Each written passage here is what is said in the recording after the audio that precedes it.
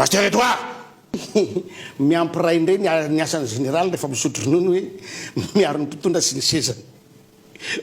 asa daholo zany a araky le teneny teo hoe anaty fa tsy anao zy tiako io zy atiako arovana io ka misaotra betsaka mo général fa na izany na tsy zany azadiny fa nanaovanao fianianana ho an'ny tanindrazana ary ho an'ny vahoaka sy ny fananana zao ny mahazo ny vahoaka faly venao am'izao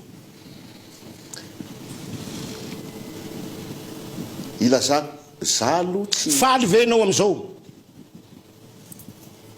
valiko ny fanotaninao ny vahoaka tsy mahazo fahafapo tateraka avateko aminao ny fantanina zao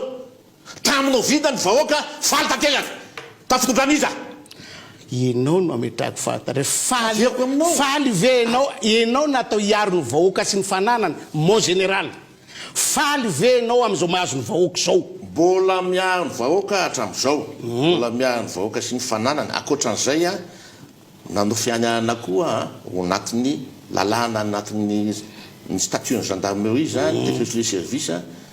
miaro ny vahoaka sy ny fananana fa miaro ihany koa fitondram-panjakana misy azadino zay ino a azadino zay ale fitondram-panjakana misy a sotena ny vahoaka raha tsara ny hefitrao a tonga ny vahoaka lany ianao de miongana le fitondram-panjakana zany angaty e ino tsy manenina zany tsy maresy lahatra an'ilay vahoaka tsy mandresy lahatra ny hefitrao tsy hoe tsy mandresy io particulier io particulier vahoaka vahoaka tsy fiarana efa niakatra izy fa nambanana basy gina nambanana basy vahoaka votom-ponona zany basy io rangaty e basy vahoaka votom-ponona mbola ho avy aminao zany e mbola ho avy aminao zany e anatiny mbola ho avy aminao zany Tsola zany. mbola ho avy aminao zany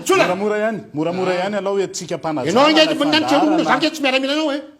général manina nitserominao ianao niakapeo fo Zoko zany zany anao voalohany a amin'ny voalohany zoko zany zaka anao rasoloko zoko zany zaka anao fa zatrelominao a andriamatora tsy manana zao anao toerina za tsy miaramila anao andriamatora tsy akoka miaramila anao tsy miaramila anao zakateny miaramila Atao anao anatina fandarana za nge ny teny tsotra zany teny aminao zoko zany zaka za anao ny teny tsotra e vetivety tompoko za tsy zoko zany zaka anao za tsy zoko napiakapeo zany zaka anao vetivety tompoko raha sitrakareo Zoko amin'ny anao. rahalahy vetivety tompoko raha sitrakanareo amin'ny rahalahy